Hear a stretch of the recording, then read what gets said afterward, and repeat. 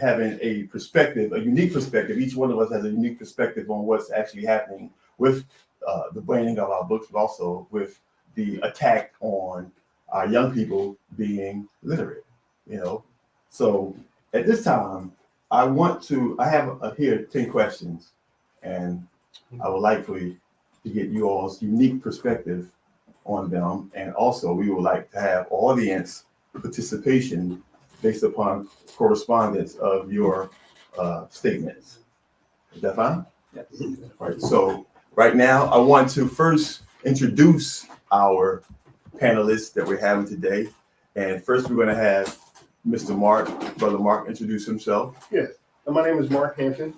I've made my career in computer science, data science, information technology, as well as most recently in the areas of artificial intelligence.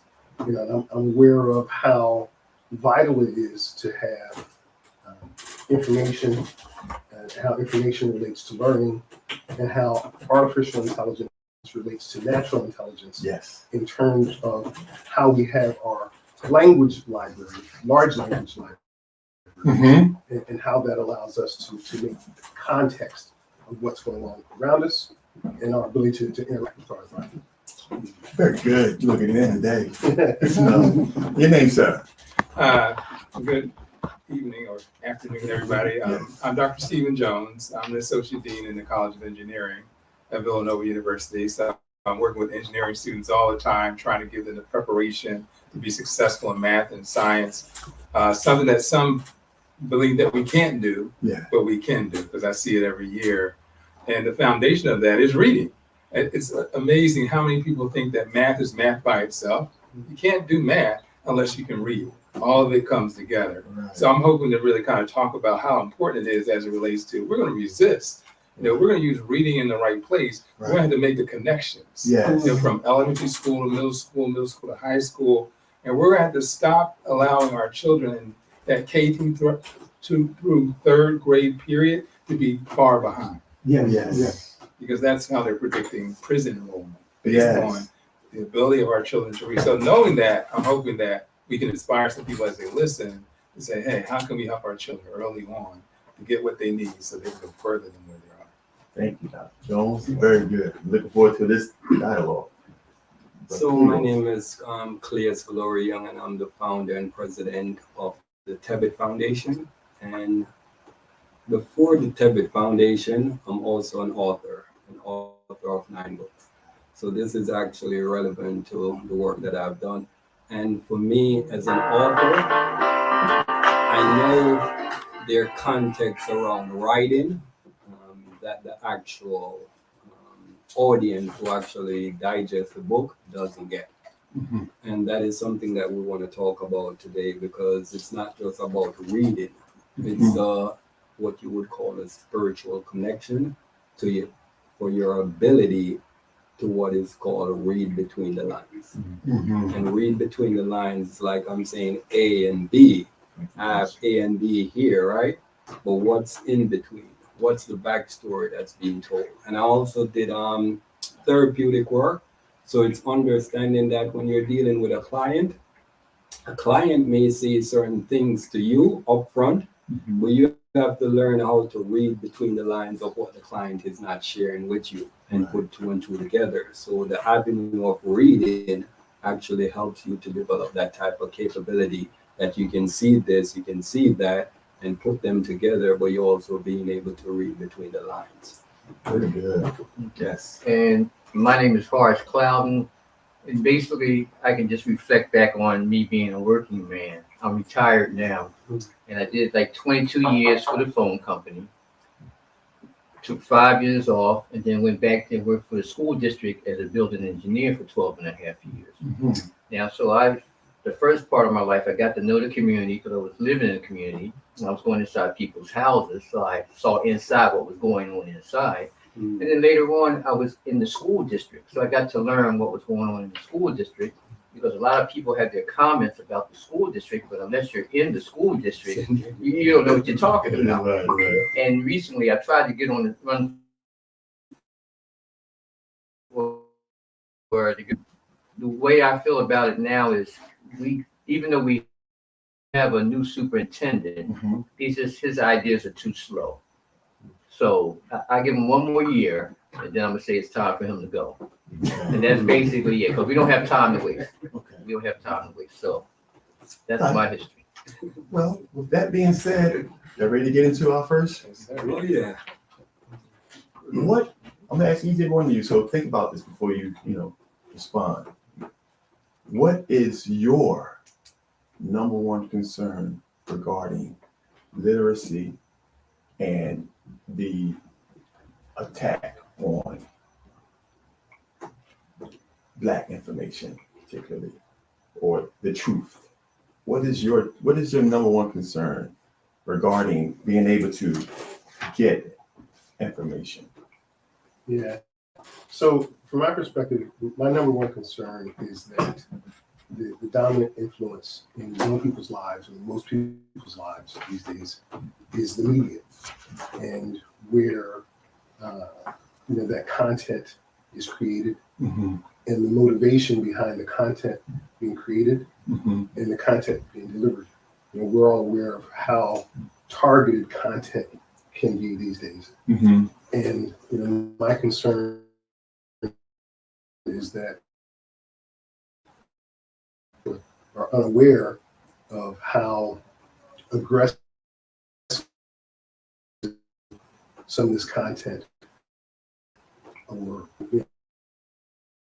from my perspective on understanding robotics and how it relates to cognitive science, Mm-hmm. human behavior, how much influence that content is having on people and society as a whole. So that's my number one concern. Okay, so you're saying technology, no, media, So, influence. and the source. So there's motives and there's objectives behind this content and the Okay. targeting in a lot of cases. And a lot of people that are on the receiving end are not aware of it, which kind of makes sort of awareness Okay, and its ability to influence their behavior got you. and their influence their ability to decide. Got you. So that's sort of my number one concern. So it's not necessarily technology, it's what's driving the technology. I got you. Dr. Jones, Yes, your concern. my concern. All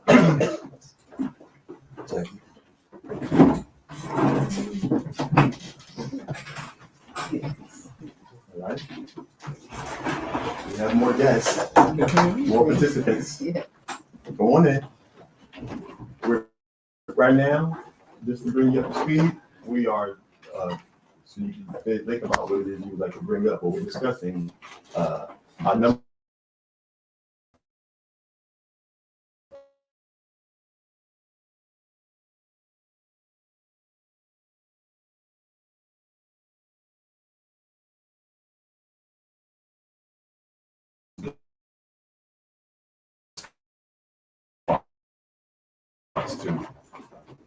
Is concerned. So, Mm. so that the parents are the first impact that children have in the love for reading and desire for reading, and that the parents play a major role in that. Mhm. A lot of times, if parents are sending their children to school with the expectation that the school is going to provide that. Yeah, So, how can we empower parents to be better equipped to help their children to read and to stay on level so that they can be successful? parental participation. Yes. Gotcha. Brother Cleo? My major concern is really looking at it from a reading standpoint and dealing with books, right? I know we get the essence of reading. And when I look at it, do we really understand what reading is all about? Because at the end of the day, you look at it and it's like, hey, I could read this, I'm literate, right? But reading a book doesn't make you understand what's really going on in life. Mm-hmm. So here I could now read the book, and in the academic setting, it says I'm literate, right? Mhm. And I could read it, but the biggest issue that I heard that the school district is struggling with is comprehension. So you can read and you're literate in what you're reading, but you couldn't even comprehend. You can't go further. Yeah, you can't comprehend what you have just read. And that's my biggest concern, that we're getting our children to read and write, but that comprehension avenue of what is it that you just read? Mhm. How is it connected to you? And I think you even said it with the math. I teach math as well, and it's like looking at it, it's like math is not just math. Math is your entire life. But if you sit there and you just read it and, oh, I'm able to do 2 and 2 equal 4, and you just get it as that, you're at the least level. You say the application. So it's the comprehension part that I'm really worried about. And then now, because we're not able to comprehend certain things, then now we develop what is called a resistance. Because now I don't want to read books. I want to sit here and play the game, right? So you develop your own resistance now because someone have never taught you the true aspect of what reading is about. And again, I go back to what I started with. When you read, you're supposed to read between the lines. There's a lot of things that are going on, like, all right, you can go out there in a crowd, right? And you can start to pick up certain things and you're reading what's going on. And this is what they call psychic. Psychic do what? Reading. Right. So they're reading not only just the person here, I'm reading your future. So it's like, hey, sit down and read. What did this just give to you where you can comprehend and make your life much better? And that's not just the letters between the lines, but the meaning between the lines. Which is the comprehension part. And that's my major concern, that we can read and say that we're literate, but at the end of the day, you don't comprehend what you have. Right. And for me, I know as an author, there are certain things that I put in my book, and when I have discussion with the audience, they're not able to see it. So it's looking at it and saying, hey, you didn't see it. And it made a big difference to me. My last book that I just published, I was actually getting great feedback. And the feedback that I was getting, I was like, no, that's not what you no, you're getting it like, I just gave you life. And I literally, I think when you asked me how the book was doing, and I'm like, hey, it's not doing well because I'm not selling books anymore. What I started to do, I developed what is called book tasting events. And it was the average, not what you can just read. And it literally made me look at things different because it was like you're giving me feedback based on what you read because you're literate, but you didn't comprehend what is it that I really wrote into that. And it moved me away from doing book signings to now doing a series of events around the city called book tasting. And I'm giving you a taste of what this is really about. I like it. Yeah. I like it. My answer is just short and sweet. Can you imagine being at a school board meeting, a new superintendent, and what comes out of his mouth is, our teachers don't know how to teach the children how to read. 2024. Can you imagine that? So what have they been teaching all this time? You know, so that's where we're at in Philadelphia with the state of the schools in Philadelphia. These teachers, which are basically 70 to 80% white, don't know how to do their jobs, crying about showing up certified. So certified to not be able to teach. And then even for the school board to start coming up with excuses for the teachers. So that's what we're having going on right here in Philadelphia right now. That's your concern. Gotcha. That's it. And before we be going, would you introduce yourself and your background and then give us your concern regarding what the brothers are speaking on regarding? My name is Katie Morris. I'm a professional photographer. Taught poetry and photography at Temple in the Pass-Up program for 21 years. I have my own photography studio and I still teach both. I'm also a father and advocate for education and academics. And to answer the question, if you ban books, you're banning language. And without language, we have no form of communication. And without etymology and linguistics, which our children won't know, then how can we, once we become ancestors, they will no longer be able to tell the stories. Right. Like who's going to tell our stories? story. If they can't read, they can't write. Right. They already don't write cursive. Right. They don't even know how to sign your name. So that's why everything is so digitized now. But we got to remember the legal concept of the signature is you're not legally bound to it no matter what that computer program says, because you can challenge it. That's not my actual signature. Right. That's just a version of it. Because you said check this box and how to estimate. And as long as they assimilate, you know, an example would be my middle son. When he was in high school, I spent the day in his school with him. Every class except for art and music were the ones where he, you know, there was no robotics. Got to art and music, the creativity, they don't do what they want. So that's like gym class, which they don't have anymore. Right. So everything now, that was the only creative outlet, music and art. Everything else was sit in a row, the same thing they do with government workers, line them up, even in office workers. They line them up and give them everybody got to be finished by this time. And there's, you know, when I was in school, I'm probably one of the youngest in there, 61, coming up in school in the 60s and 70s, we had to raise our hands, you know, and you wanted to be called on. You wanted the teacher that picked me. Right. They don't have that energy. Right. So they don't want to get picked for anything. They just want to, like I heard, go home and play video games. Right. You know, and there's no, I wouldn't let my sons play video games because it teaches them isolation skills and not socialization skills, and how to connect. They get angry, but there's no outlet for that anger.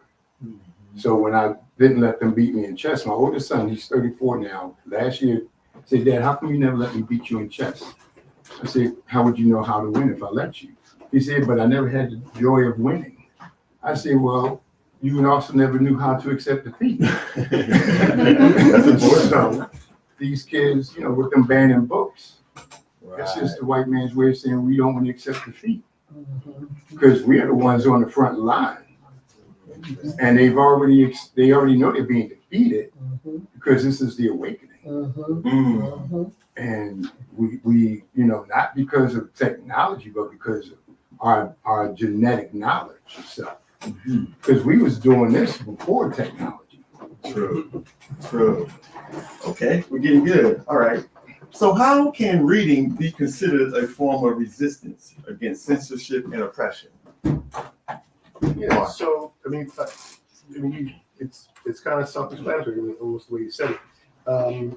By not falling into the trap of illiteracy and ignorance, for lack of a better word. You know, reading and becoming more knowledgeable, becoming more aware of our environment, becoming more aware of how to interact with our environment successfully, using the chess analogy, towards victory, you know, towards actually achieving our ends. I think it's simplest that way. Okay.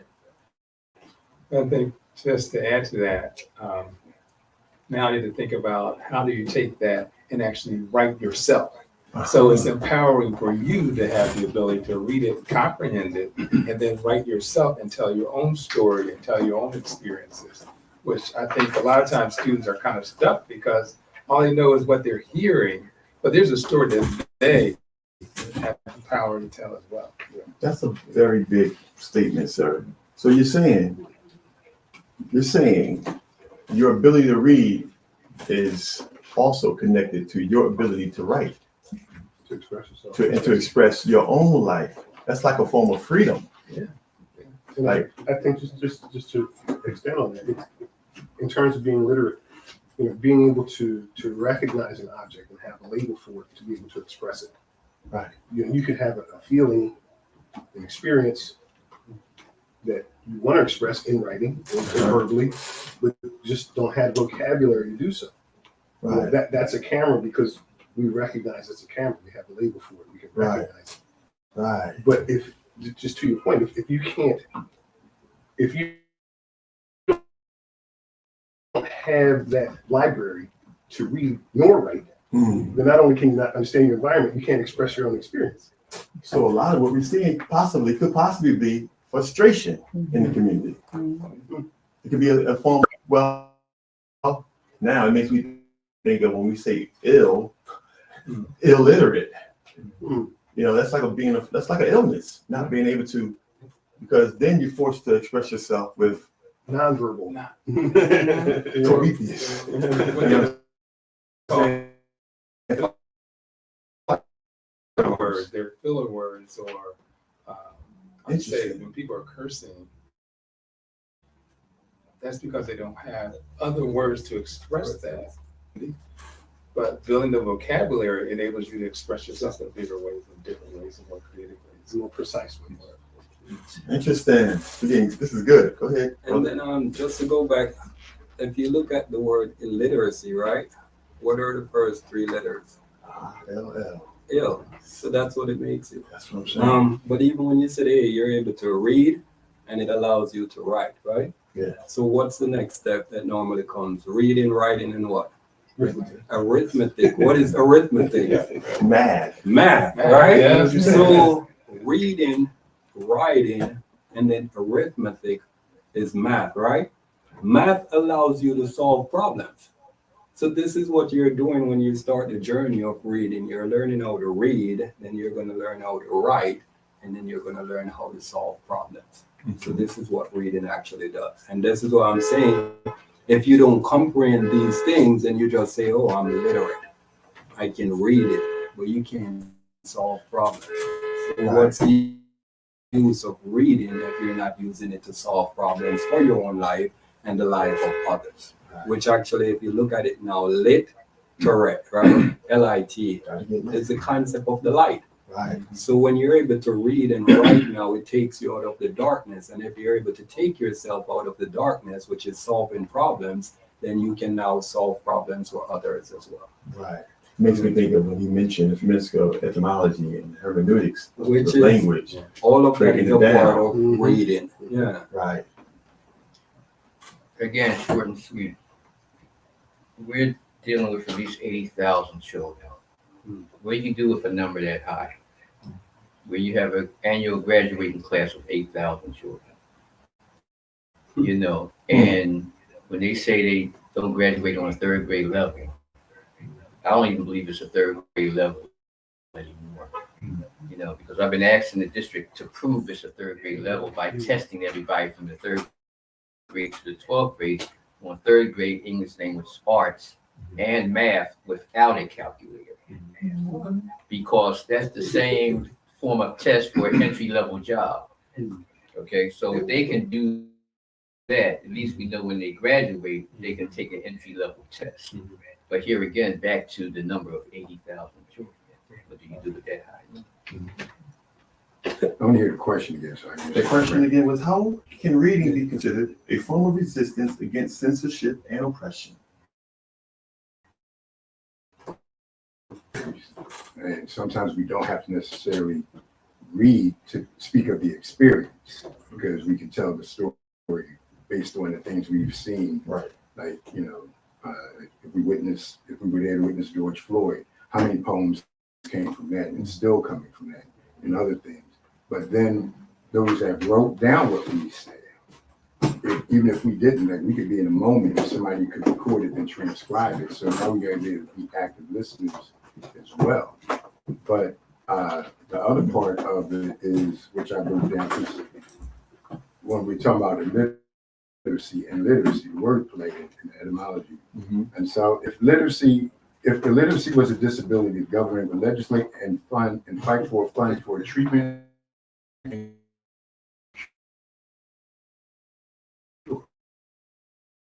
If we want to make it an epidemic, then then they'll fight it. So let's take those half the white kids in these schools that they read and see what happens. It'd be a different. Then, or they'll try to, you know, separate.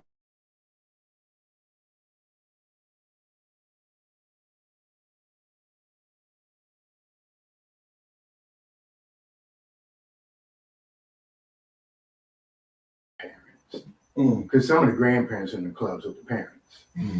So, and if you out in the streets with your kids and then who's watching the little ones who's taking the tablet from them, doing the homework with them. Now it's the great grands, you know, people, we're the great grands now, Right.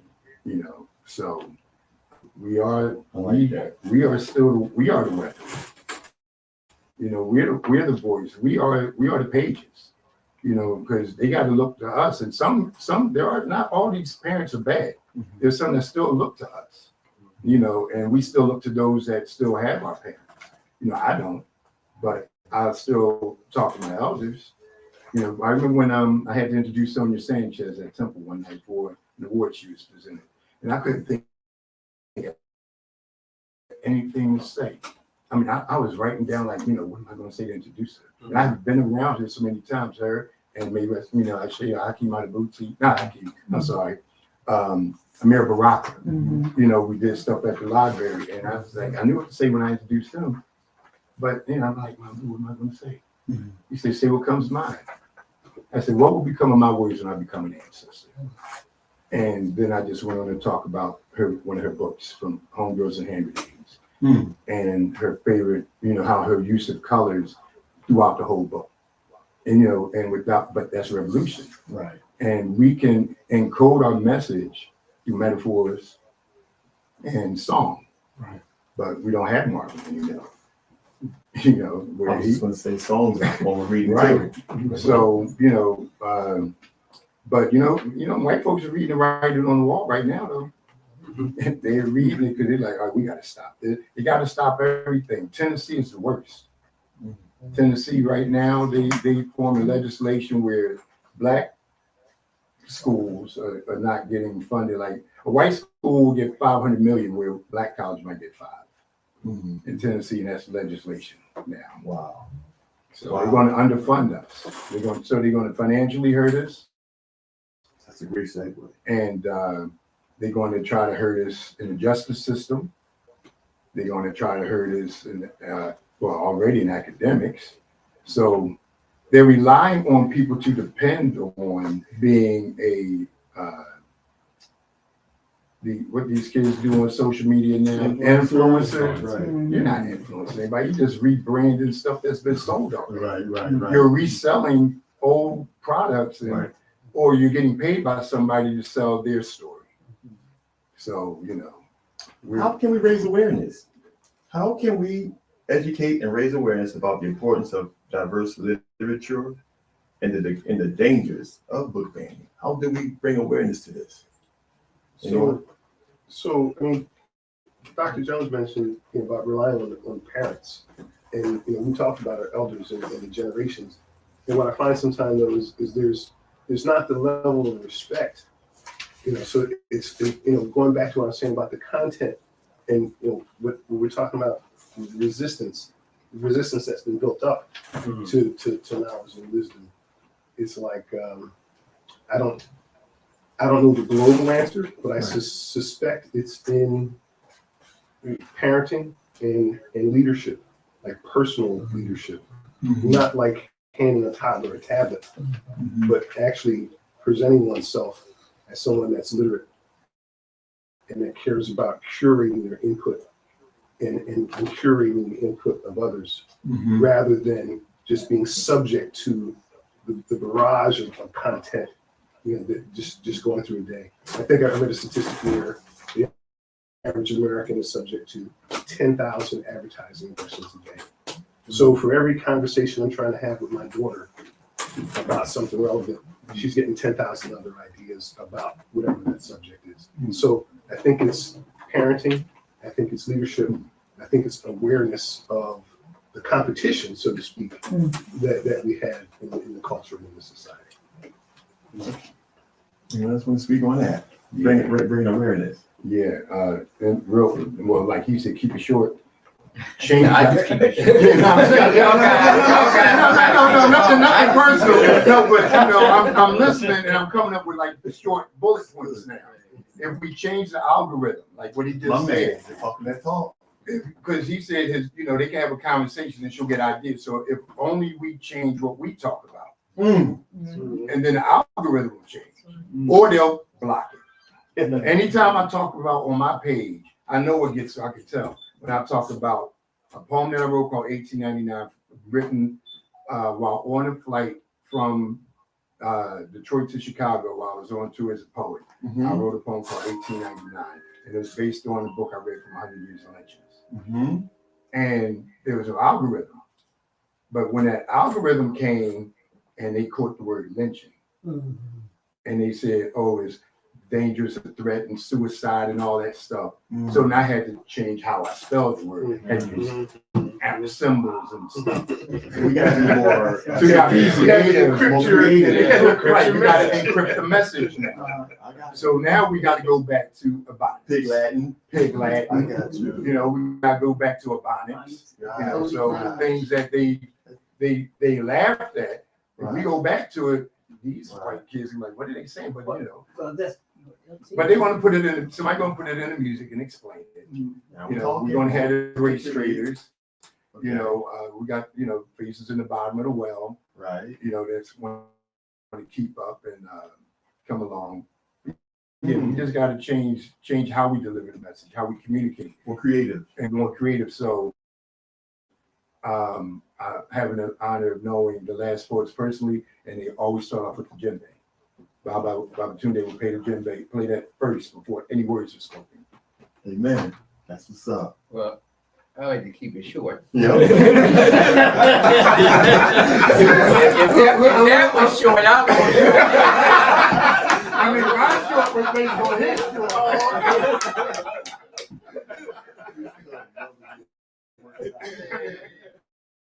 The only thing I can say is test scores. You know, we can't believe the narrative.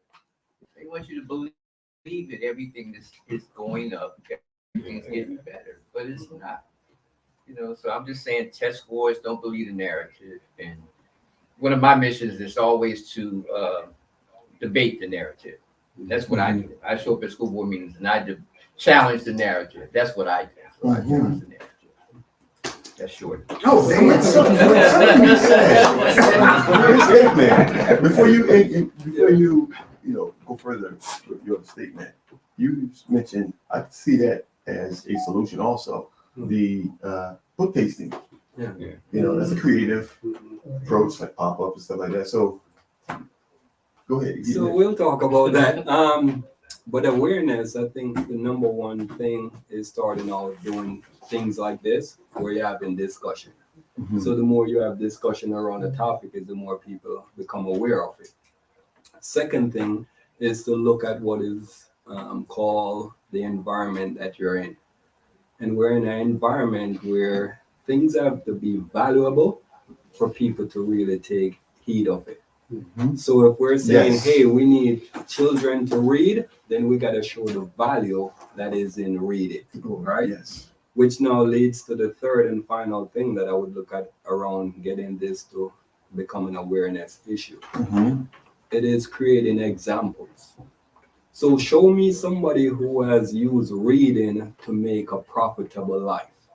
Because this is what you're telling our children, hey, read, because this could actually lead you to this, which is a part of the value. It can't be what we haven't seen. Yeah. And it's looking at today, it's like, yeah, I want to read.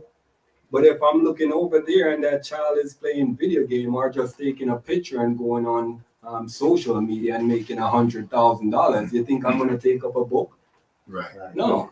The concept is if I could see somebody reading and using reading as a value that makes me substantial, then now I want to become that, because this is what I'm aspiring to do. When you look at social media, it's taking a picture, right? Nothing with reading, taking a picture or video, post it. Now I'm making millions of dollars. Why am I going to take this up? Right. I have bills to pay, right? I have this to furnish with my life. I'm just looking at a young child growing up and saying, hey, this is what I want to become. The first thing we're teaching them is to become what? Financial literate, right? Right. So the avenue of this, if this is not showing me how I could become some type of value in society, then it's like, hey, why am I utilizing this?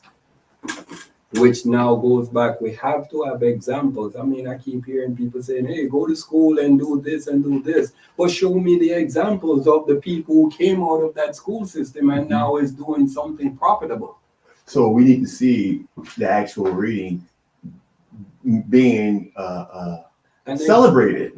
And an example, you have to have example. Like Right. every manufacturer that's coming out to sell a product, they show you an example what this product is gonna be Remember like. the posters in the 80s? Remember the reading is fundamental? Yeah. And you had Michael Jordan, You see? you had, famous people, So those are you're showing them example of what life could be if you Forward take books. This, yeah. But not only that, but it's just not the athletes. well, It's all the other. yeah, You know, so sometimes we're so focused on that, right, and the chances of a young person becoming the basketball star Sorry. right. 1 in a million chances. But Right. you could do other kinds of careers. I agree. Well, I don't know what those other careers are, and I may not even find about those careers until I possibly get into high school. But why not make the whole career expression happen throughout their lifetime? Like they're getting different experiences, they're taking that reading and they're applying it to something. Yes, And then they're more enthusiastic about the learning. it's good. It's real good. I was previously on a panel, and this is short. Okay. I was previously on a panel with some high schoolers, and I was telling them about, why don't you use, to your point, why don't you use the internet to discover a course curriculum, some syllabus, Mhm. your career, how that information is structured. Instead of minding other people's business, use it to mind your own business. Mhm. I like that. Hashtag mind your business. But the hashtag Mind has your been out there, the business. hashtag is out there. Because I'm aware of Mind. from what is said in the media, right? There are two, and I mean very successful individuals. One is in sports and one is in music. And when you listen to what the media said about them, they're not able to read.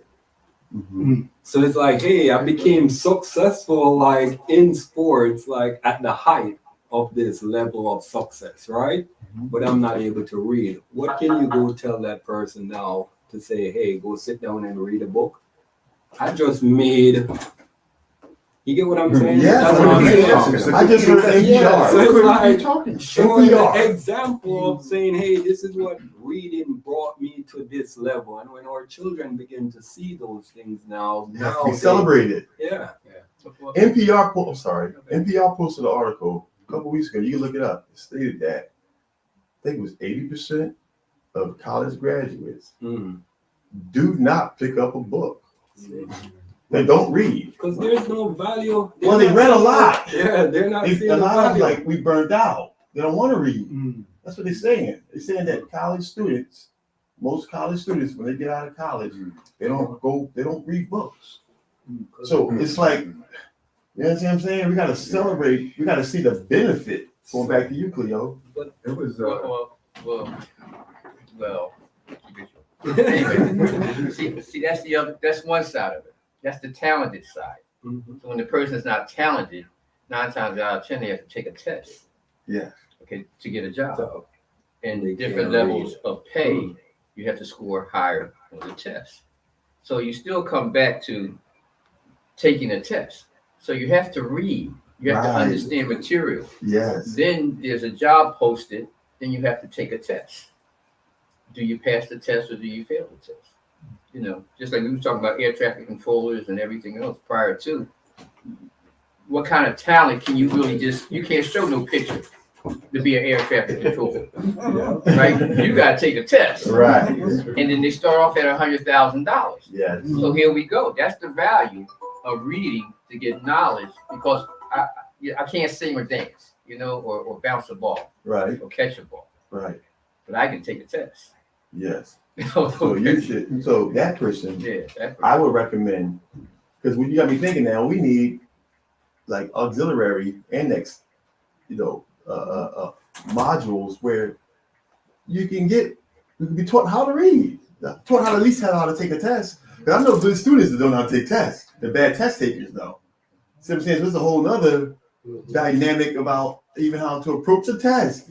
So what I'm hearing now, and I'm writing it down, is that we also need preparation, test prep, as part of the literacy, a part of the being able to even approach. Because, like I said, my son went to go take that. He went to apply for that air traffic control. We haven't gotten the results back yet, but he took the test. He's a great student. I hope he passed. You know what I mean? But we don't know. But the other side of taking the test too is for our community, we have to watch when they tell us you failed the test by 1 or 2 points. Yes. You don't fail a test by 1 or 2 points. You just don't. They're just not hiring you. They looked at you and said you black and you this, that. That's the 2 points. That's the 2 points. That's so you really, that's the other thing. And then our community gravitated to the phrase where we don't take tests. We're bad test takers. You just gotta study. That's all, and take the test. But you'll run with because you failed, but you might not have failed. Somebody told me I failed, and my father happened to know somebody. They checked up. They said your son didn't fail that test. And that's to get into a good company, and they got me in. So I'm just saying, we gotta also school them on this is the system not accepting you. So be ready for that. Okay. Be ready for that. We have some other people want to come on. Oh, wow. Okay, this is Maurice. Junebug. You don't know what you're doing. You and Maurice don't know how to work the computer. Unmute. Okay, unmute your mic, Maurice. Maurice, can you You unmute? walked on camera. I'm going to ask the next question. Go So ahead. you had mentioned about the students not wanting to read after they finish. I had met a young lady in LA while touring who worked in finance, and I was like talking about we was past. That was our last conversation. And then I was in a bookstore on the street. The young lady said, I might as well take you home now. Exactly. And I took her home. Right. This was in the 90s. Right. Right. Exactly. So, question, y'all. What, maybe for Mark, how can technology be both a tool for circumventing censorship and a means of reinforcing it? So because we can with the technology that's available, we can self-publish.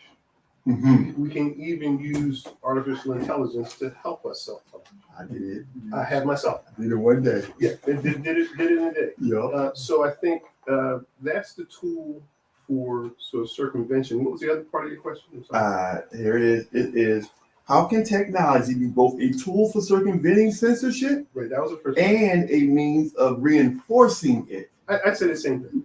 I'd say the same answer applies to both sides of that question.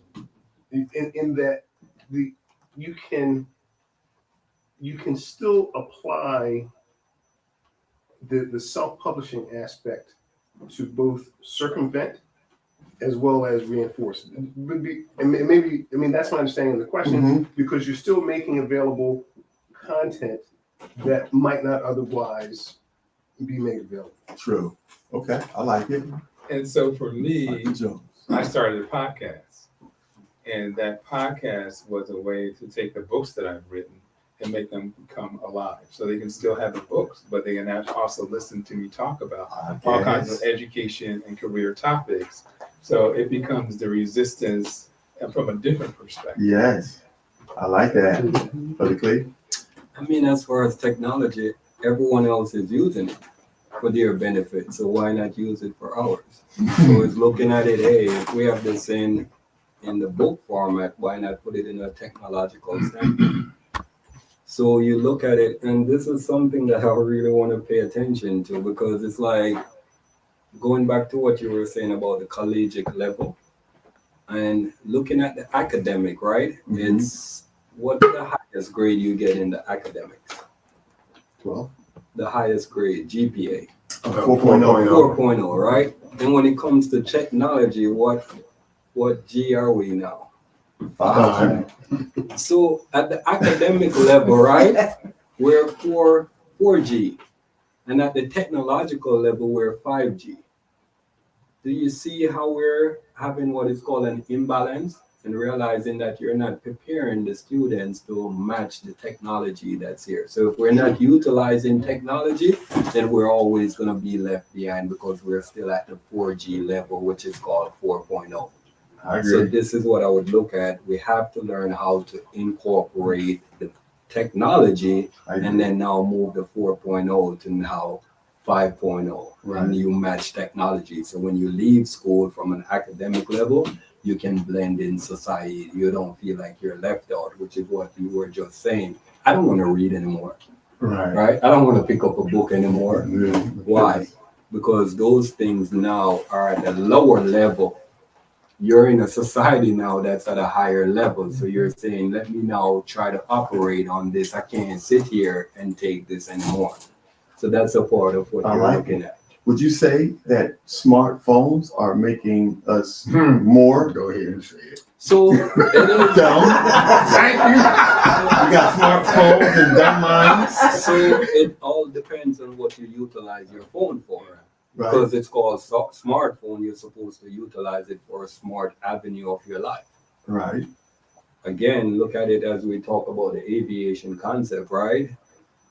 50 years ago, there was the plane, but now the plane was utilized as a weapon for 9/11, right? Yeah. So you can now Famous take the fires. plane. You get what I'm saying? Right. You take something that's good and you make it into something bad. That's Right. the gene of who we are. Yeah. But- Everything. so it's called smartphone, meaning that you're supposed to utilize it to make a Benefit. smart decision. Right. What is it that we're utilizing it for? We're taking it and making it into something that's not useful to our life. I told my daughter maybe 15 years ago, the phone's not the android, you are. Because of the ability that it has to influence our behavior. I love it. That's strong. Technology. Yeah, technology.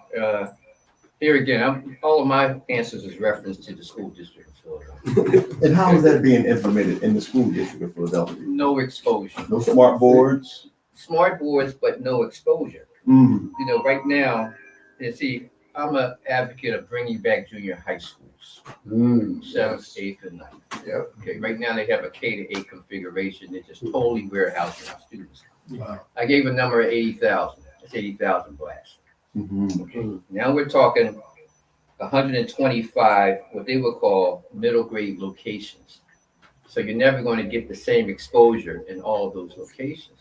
So we say downsize it to 25 junior high schools. Now you can give them the same exposure, the same technology, the same across the board, and that would affect 20,000 children across the city. So exposure, downsize, right size, Mm-hmm. and then go from there. So what they do? They cry broke. That's one of the false narratives. Resistance. No such thing as Well, yeah, we know, but you know that's the no, they that's do what they that. say. They just do that so we have what we have today. Yeah. That's all. That's what we have today. My wife and I used to pay our children to read books. Mm. You know, read all kinds of things. And what I'm saying is that still works. It still works. You know what I mean? Reward. And I need a report. But that's Like, give me Animal Farm. but they're seeing value in that, right? Because if I sit down and read, now I could get something valuable out of it. Right. And that's how we have to look at it from, listen, I get this, all this stuff, man. But at the end of the day, if we can't find value in the thing, that means nothing. But the value is subjective, right? I mean, the value, what makes something worth something?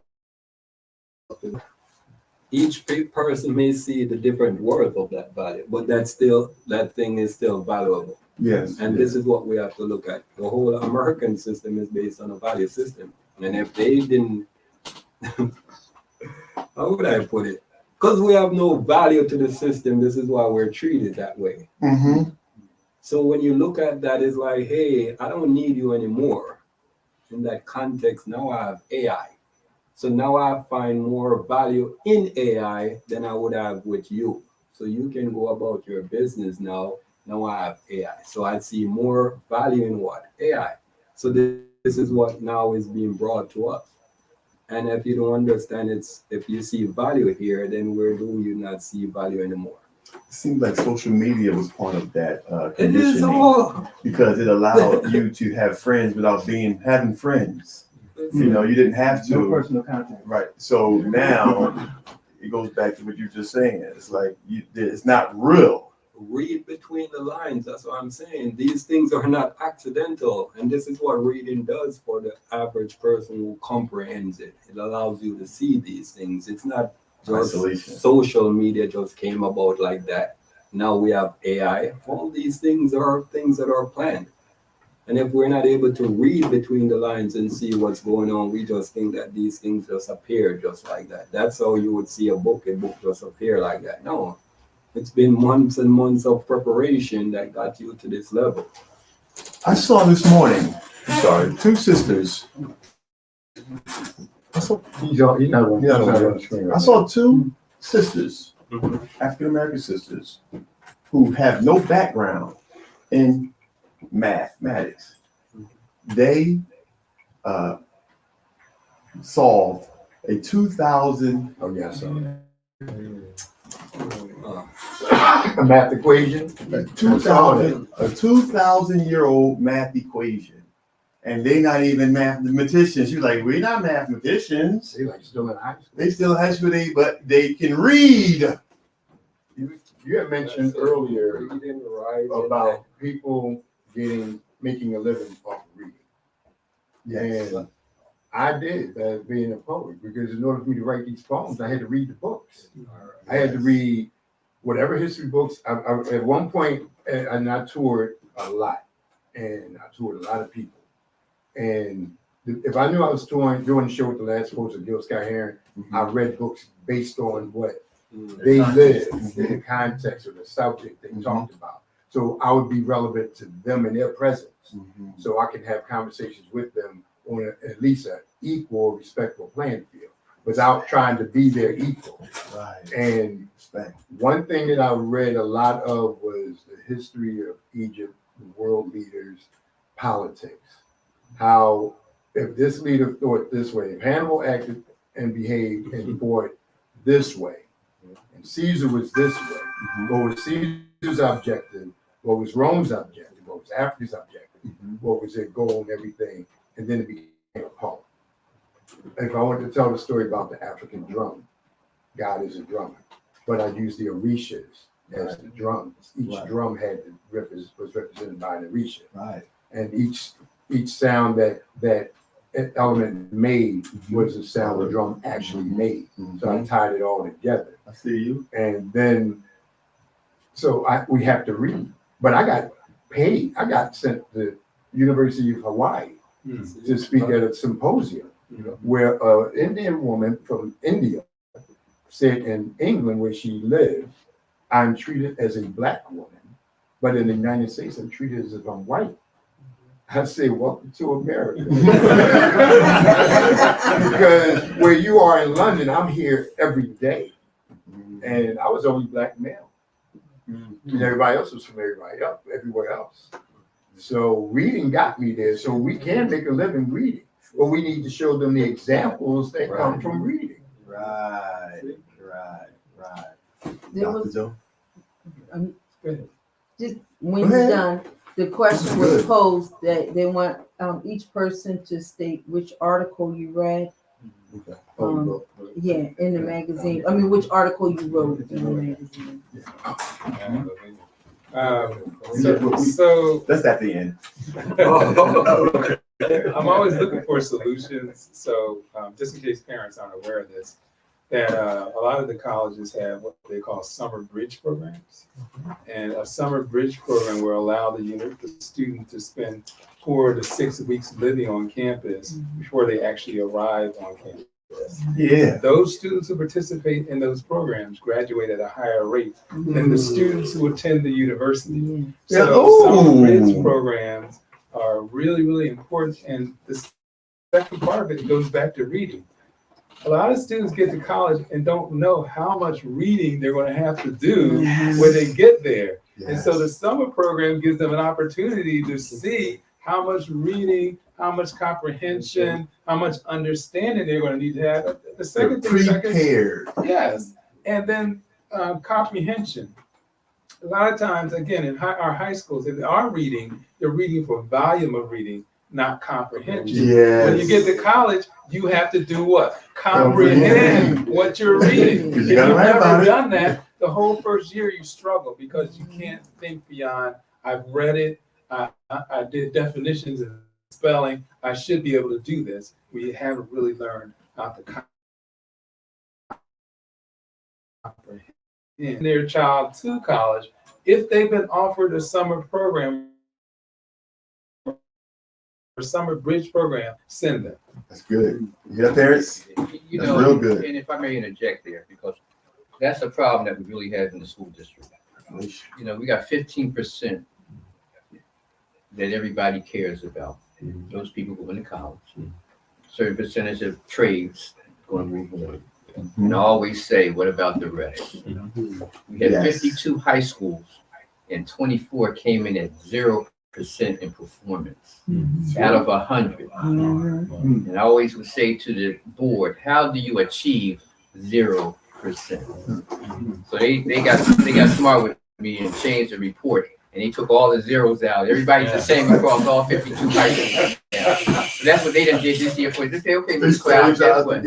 Everybody's same now. So try to figure it out now. But I still figured it out. So I'm waiting for it next week. Let me get these shells in this clip real quick. But we seem to forget the rest. I Yes, sir. Let's not forget. I agree with And what's the number? What's the number again? Them, than What's are zero? going to You know what I'm saying? What's that number we forgetting? lives. What's that number we're forgetting? 5,200?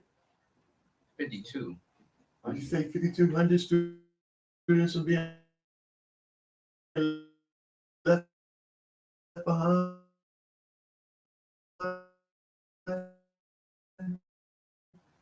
No, I said it was like 80,000 black children. Yes, 80,000 black.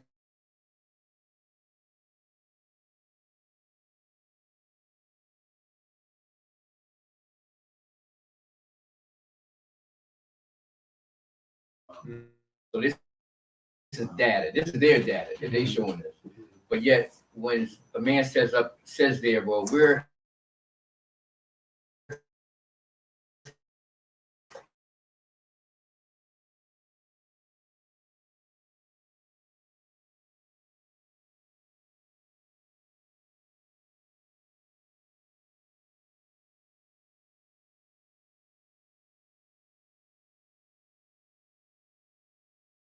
make the angry, gotta make the crowd angry. We gotta get angry. Yeah. Yes. You know, we just gotta get angry with this So, stuff. so cool. Would you say, can I ask you guys what how can the public libraries serve as a safe space for the intellectual freedom and resistance to learning? I mean, for reading, but also, is there a way that we can implement it as a annex funneling into what the school is not doing? Or the library being utilized? Yeah, Well, that was the first thought that came to my mind. It's almost like going to the gym. It only works if you get there, right? So, walk through the door. you know, my question would be, you know, how do you get utilization of the library system? By the schools funneling, making them go. Like, you gotta go to the library. Put it online. You know what I'm Put the saying? lesson Well, online. Right. I just want to bring up something. I went to a community meeting and they said the libraries are stating that they're overwhelmed because they're being required to do more than just be a librarian. People need resources. They're asking people to come help. A lot of the They don't have funding either. children don't know how to Basic. use a computer, or you know, they don't have those understanding. They're hungry. So the library is being hit with other issues that the employees aren't equipped to handle. So I was suggesting about a partnership. And then someone was saying the library also has plenty of money. They don't like to pay. But if we're looking at what could be to our advantage, we have all of these programs out here. And we always work in silos. So maybe if 2 or 3 programs, these out of school programs, would, you know, take on a library, have your program at that library, and in exchange for that space, so help out, provide some of the services there, make sure those students and all who come there. Yeah, that's just a thought. But since you said the libraries are saying now they are overwhelmed. But it is a catch-22 because the question that was asked, the first thing I was thinking about becoming Walmart. So before, when you went to a Walmart, it was just buying one thing. Today, now it's almost like you can get anything at Walmart. But if you're saying that they're overwhelmed, right, then you have to look at the decline of books. People are not really engaged in that physical book anymore and going to the library. So it's like, yeah, I know you're overwhelmed, but if we take away some of your program, then you won't be in existence. So how do we find a way to blend the two that we can really utilize it? Because at the end of the day, the library holds the books. The books are the curriculum to our lives. And if we diminish the library, then we just diminished our life. Right. So how do we find a way that we can utilize it where it's not too overwhelming for them? And I think a part of But that. that's what I was saying about programs. We know a lot of people have programs. This person and a lot of these programs, they lack support and they don't have this. That if we would come together instead of like, I'm just going to work my program. Like I'm looking this next cohort for the Peace Corps. I'm really looking to at least partner with 2 to 3 programs that we become a collective and that we can, you know, work together. Yes. If we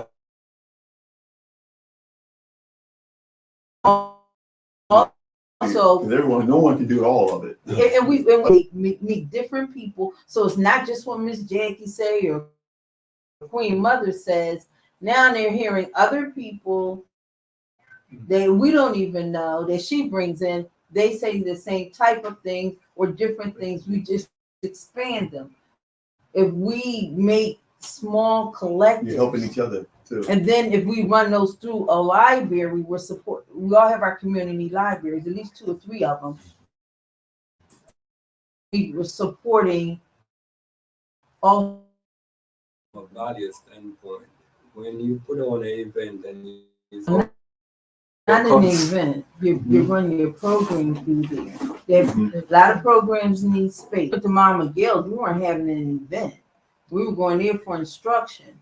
So if I'm in a program, I teach students and I know technology and computer as well, I say, okay, I'll come here and I'll give some instruction, not just to our students, but to other people who are coming here because the library don't have enough staffing to teach them all. I say, okay, we'll come these days and we'll instruct. They're just ways we can support. Since the library staff can't do it, you can bring us in to do it. So, we operate out of a library at a collegiate level. And that was one of the biggest things we're looking at. Why the students coming to the library to get the service? So even though ran there, they're not coming. Right. Because they just have the frame mind that this is the library, this is what goes down. Library, that the library doesn't have to just offer books. Yeah, movie nights. So the program, even though you run the program in there, podcast. the back of my mind, it's a library. I'm just thinking this is gonna be boring. Right. So the concept, how do you revitalize? That's crazy because I've never seen the library as boring. To me, the library is like. Well, I mean, we got some of our biggest programs. The main library, people rent it. They go down there, they use it. All kind of programs. Everybody is down there. But he's right though. And the students that I've seen down there, the level of. But the students that we're really trying to get to, right? The ones that we're saying that's illiterate, they're not going to the library because the concept is that this library is boring. Well, that's not necessarily so. I mean, we always need to really get the stats because this is some of the problems. Like a lot of our young people, they say go in the library to use a computer because they don't have it at home. The problem is they'll go there to play games. Play Roblox. Not necessarily do, homework or things like that. They'll go play games. Now you incentivize them with that. You use that. What is the average person? I do with my son. In that particular, I know, they may go there and utilize the computer, right? But how many children go to the clubs? Which one is more easier for them to go to? Which one of them go to social media on a day-to-day basis? So when you look at it, social media has more value. So I have an account with social media. I may not have an account with the library. I may not just go to the library for the program, right? But They'll go to the library to do social Well, let me show media. you They don't, they go for the, they don't, may not use it for the right way, but they're there. But we gotta And there's a lot of, what I'm just saying is, it's well-rounded, and some of these information I get from actual youth. Yes. We've held roundtable, we held it with them. Those kids, they look at social media to see, how can I safely get home? Where the fight's happening? I need to get from where I am to get home and to avoid getting shot. Where the soft spot? What's popping off? These are 12-year-olds that were having these conversations. So what I'm saying is we sometimes take this broad brush of children that are not true, and we a lot of times and we really don't listen to them because we don't sit down with them. But yeah. So I keep hearing the word incentivizing and taking programs into the school, the library. And then I'm going back to the thing where we make it an illness and a treatment. So we make every library a treatment center and call it reading rehabilitation programs. And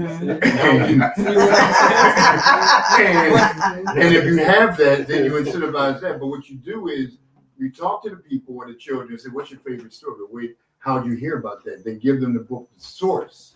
But the book is only found in the library. In order to read this book, you want to learn more about your subject, the story you like hearing or telling?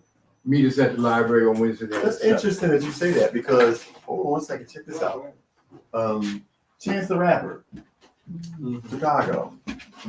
He was trying to, produce his album, and he can only record the album. He can only get it done because it was so bad in Chicago, gangs, violence everywhere. He couldn't go to the studios. He had to go to the library to record his album. By him going to the library to record the album, then he ended up selling that. It was called a coloring book. He gets picked up, he gets signed. He donates $3 million. He makes $21 million. He donates $3 million back to the library for the library, putting him on. So what I'm saying is, there's other reasons. There's ways of getting young people into the library. A safe space. Yeah, it's safe space, creative space. Like I said, podcasting, video production, 3D printers at the library. So there's a lot of things to get them in, and those are the things I think that we can use to actually build the interest in learning and reading. And those are some of the resources that also these programs need. These small programs, they don't have resources. Right. And these are some of the resources they need. And no matter what, we cannot operate in vacuums. It can't just be us. We have to, operate in community. And this is the biggest thing with Horace and Mama Gail. They go out to make the community aware of what's going on to get them to be active within the education. Right. And I think the libraries have to be libraries have to be seen differently. That's right. So That's what I'm saying. if you're seeing them the same way that you've always seen them in the past. I mean, what they do is they use the media to change your concept of a thing. Of course. My students, we're building a brand new library within the next 2 years on our campus. There's not going to be a lot of books there. They're going to be going online to read the books. They're going to connect and do research online together as teams. So we have to develop, to me, the library, that term, when they hear library today, they should think of something different than they thought Not the about. 4.0, the 5.0. Right. As a marketer, you get to to create images in people's minds.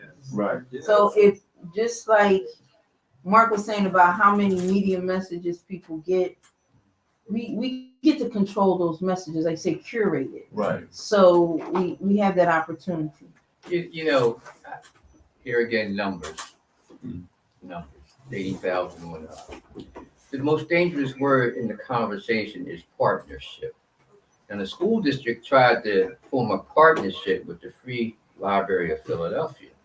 In other words, they wanted to shift their responsibility of all the libraries they have in their schools to the Free Library of Philadelphia.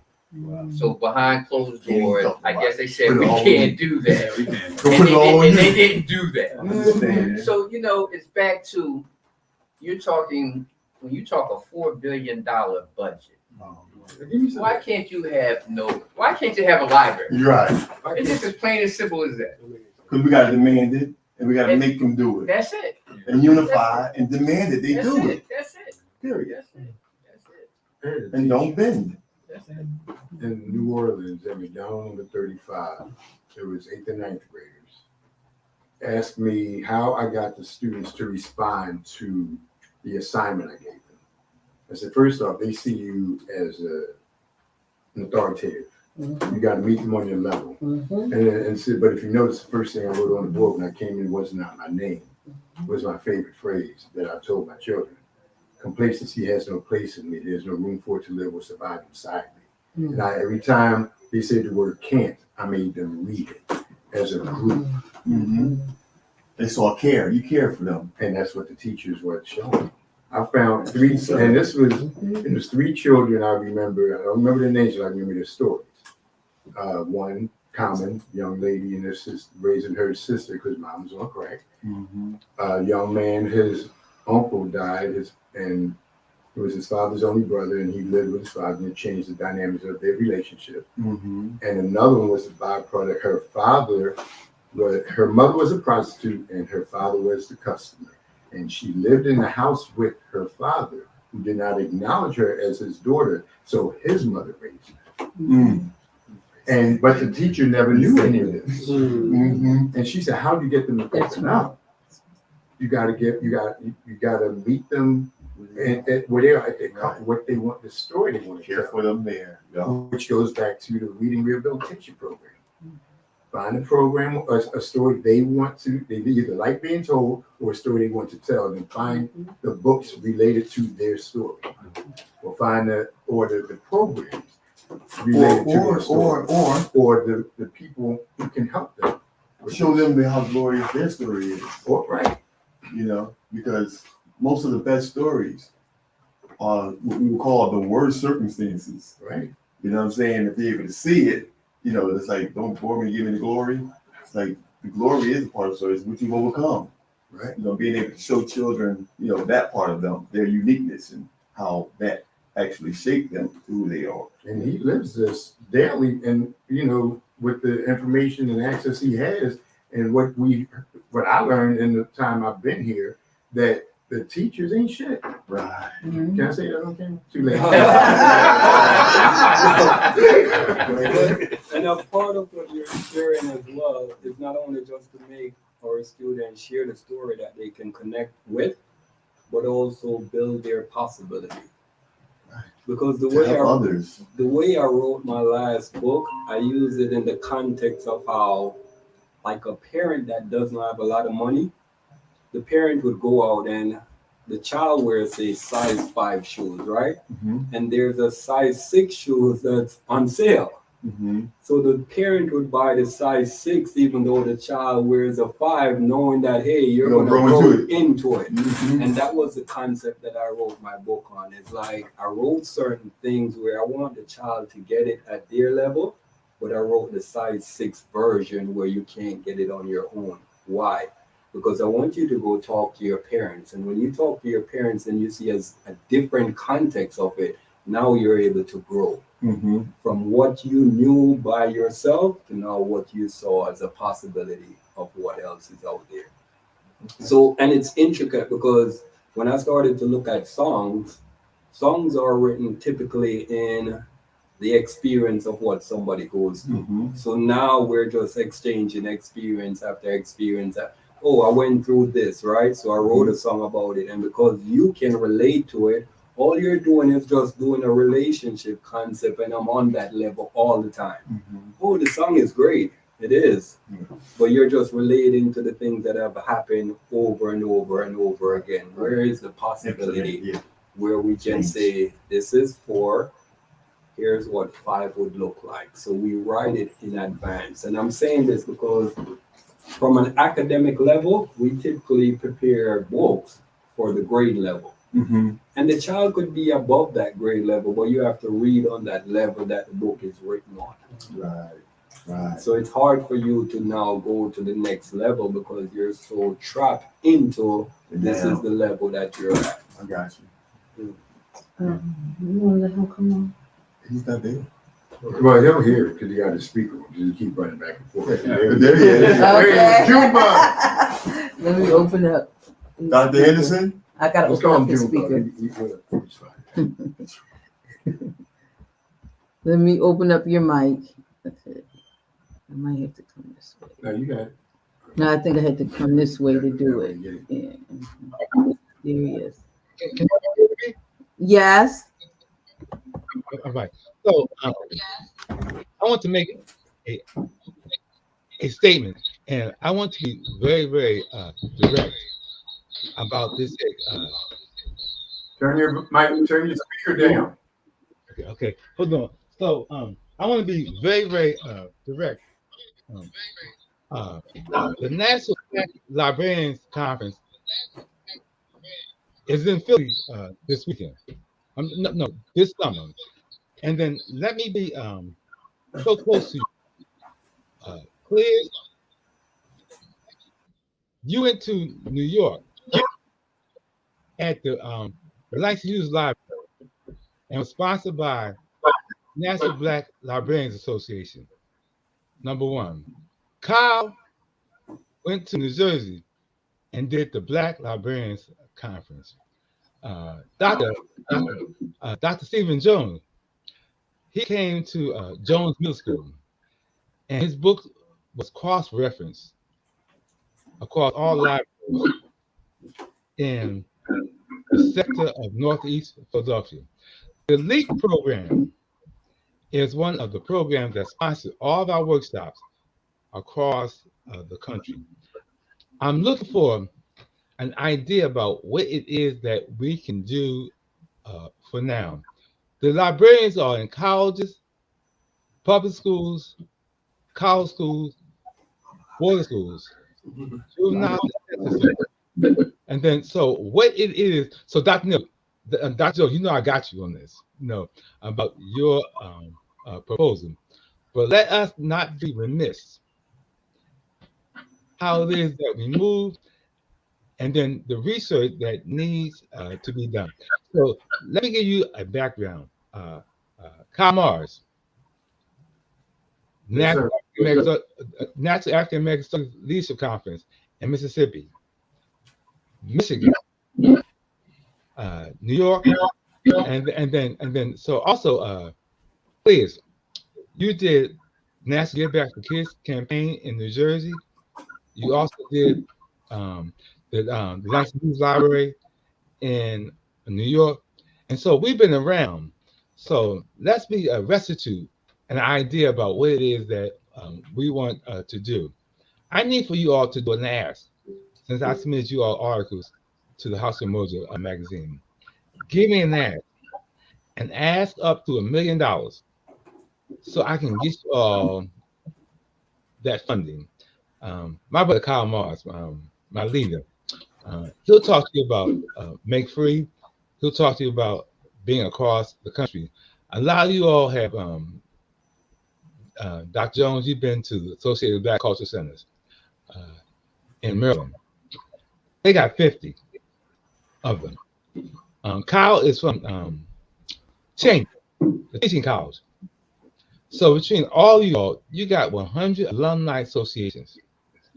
Let's use them to tap into the resources about reading is resistance. And let's have a goal. Can you all please talk about goals? I have to go back on tour. So I want to thank you all.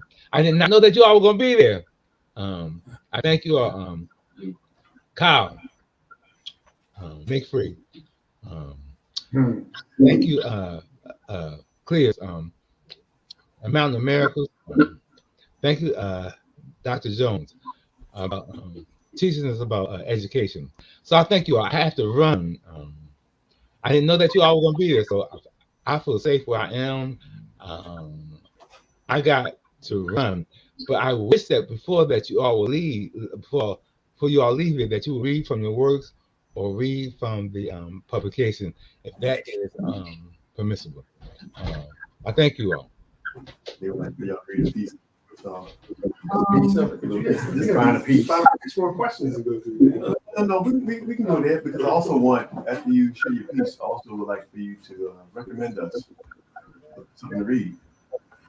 Well, maybe I can read some from, That's what I said. yeah, Read some some. pages So along. I'm saying you have to read the whole thing. I just want you to read you think that A portion, a portion. a paragraph, a selected piece. Kyle, use your voice. Your voice. Well, Thank you all. All right. let me take this. Powerful black men. Y'all some powerful black men.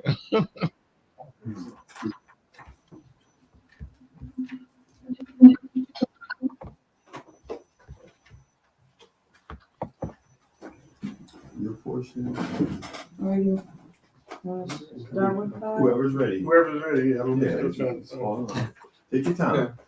So, I have the table of contents, so we have first, well, you're first, Mark, on page 9. Then Dr. Jones, you're on page 15. Okay, all right, I see one. So, I think it's near the end of my article. Mm-hmm. It says, love, lead, exemplify, no surrender. So again, I ask, where on the cycle of literacy do we intervene? Where are the emotional and intellectual opportunities to steer our community towards books, in favorable content, and away from bullets? Who are the emerging leaders that can coordinate and focus energy on multiple fronts? It takes love. We must love our families, our communities, our legacies. We should be aware of and apply the mechanics of shifting cultural focus, curate and propagate the content, lead and exemplify. I already acknowledge that the adversary is effective, but we are not here to surrender. Right. Thank you, Brother Mark. Dr. Jones, you ready? right, got it. So the title of my article is How to Revive the Imperiled Education System. Too many youth in our communities suffer due to the high rate of crime and lack of commitment to education. We need educators who are committed to implementing strategies that bring about access to the best education for all students, not just a few schools. Mm-hmm. It is critical to our nation's future. With all this talk about education crisis, it seems like America is at a standstill. We need to make education a major priority wherever we go. We are fast approaching a significant period where large numbers of workers will retire. There is potential for a largely underutilized workforce which needs to be educated. Every time we take a look at our past, we need to prepare for our future. We have a loss of tax revenue in our cities because students aren't educated to take over those jobs.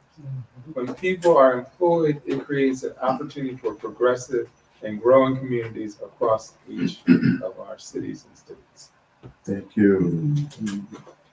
And Cleos, you are page Yes. So 36. my article was based on functional literacy matters, and it's basically looking at it from a psychological standpoint where you have functional as in either you're functioning or you're going to be in that dysfunction aspect. And it was just looking at this simple 85% of all juveniles who interface with the juvenile court system are functional illiterate. So when you look at it from a literacy standpoint, it's like you're saying that, hey, we're going into a problem of not being able to what? Solve our problem. And when you're not able to solve your problem with each other, then you end up in a juvenile system. Mm. So that's what the article was really about. Thank you. Oh, I didn't write the part. I didn't write the part, but I'd just like to say something real short. Yeah. I guess the intellectual has to show up at a school board meeting and let the board know that the intellectuals care. Mm-hmm. Funny you should say that. Oh, did you write that? No.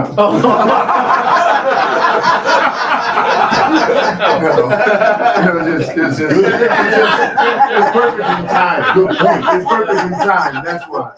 That's it. That's all I just want to say. No, this is actually perfectly timed. Because it goes with what I wrote. Awesome. So mine is the thing, you know, based on the cliche, there's a thing called water where you can lead a horse to water. And it's my last paragraph. And what is it that artists as educators have to offer that regular educators don't? The answer has yet to be seen. I'm not implying that non-artists as teachers are not creative or passionate. It is just that maybe we as artists are more passionate about sharing because our level of creativity is one that incorporates art and science with images of life and sounds that public school systems ignore. Let's not ignore the children or each other. And remember, there's a thing called water. Make them thirsty enough that they want to drink it. So, that thing you just said.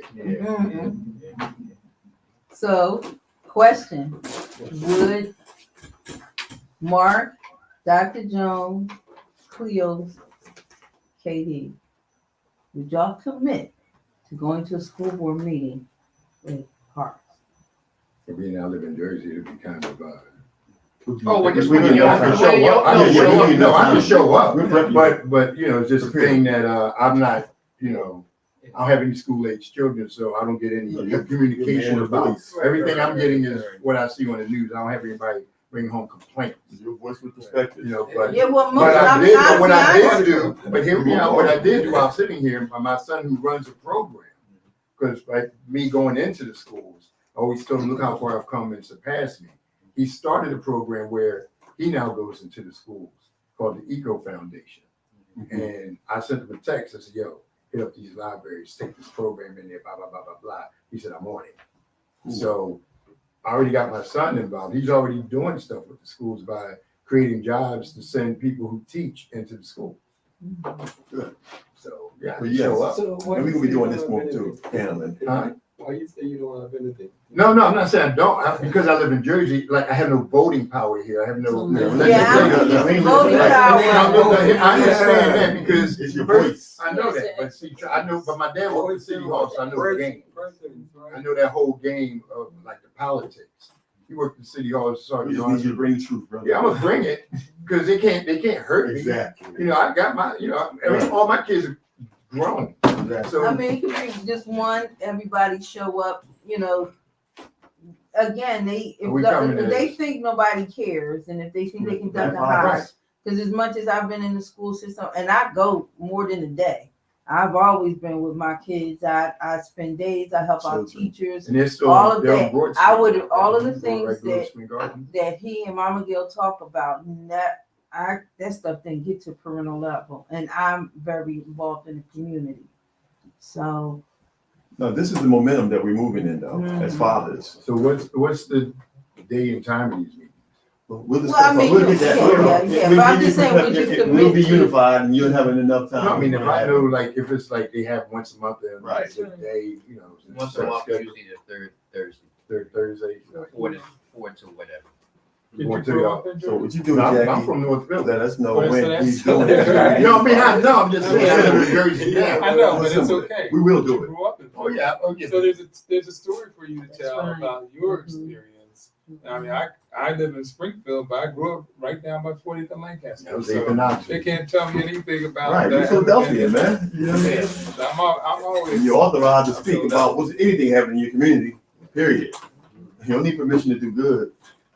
So we going as enlighteners or enforcers? No, So you know enlighteners. my We role. don't enforce I didn't it. know my You role. can't force- You got- I'm just that- saying. that's I all said right. it. I'm Enforce not it. saying enforcing. I'm just saying. I'm just playing. Okay, but you know, when I walk through the door, I need to know if I'm going to like, Nope, I'm building with an olive branch. Yeah, it's coming to enlighten you. Okay. And let them know that because us being in it together is we bringing the light. That's right.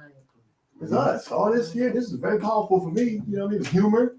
We got a chance to, dialogue and bring up points. So they need to see this. You know what I mean? From the fathers. So, and this is the Million Fathers March, and we do this. And I think that for the Horace needs the support, and yeah, we're going to unify and let them know that we are concerned about our children's education. We are concerned about getting state-of-the-art libraries and creative classes and poetry and, critical thinking. Yeah, that's That was, that's another topic. Though. That's another day's conversation. Exactly. But I do want to thank each and every Horace, one of you were you. saying something? No, I was just telling Cleus, this is just a side thing. We have 5 Olympic-sized pools, closed in Philadelphia. And 3 of them have diving wells, and that's very important. And they don't even see the value. See, it's not about the money. They just don't want to do it. That's it. So the statements from you guys would be about do it. Making them do it. That's all. I don't want to hear no money. There's no money. You got 16,000 employees. You ain't got to go outside really for anything. You just have to open it up within the employees and say, hey, I need a lifeguard. I need an instructor. I We need got this. those, I need a library. Mhm. That's it. But do it. Period.